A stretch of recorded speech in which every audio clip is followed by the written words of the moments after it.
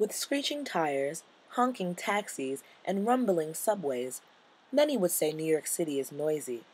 However, some of the sounds emanating from the Big Apple are quite melodic.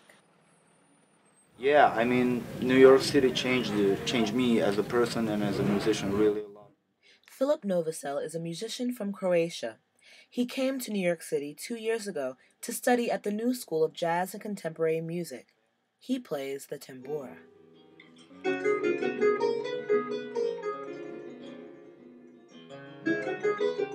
It developed from the long-necked lute.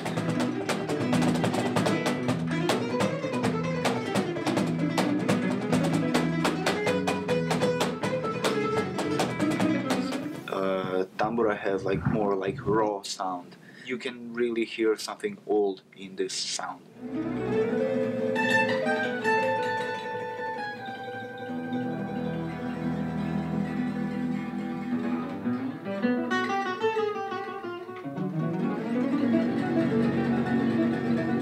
Basically, every Croatian community is connected with tamburas.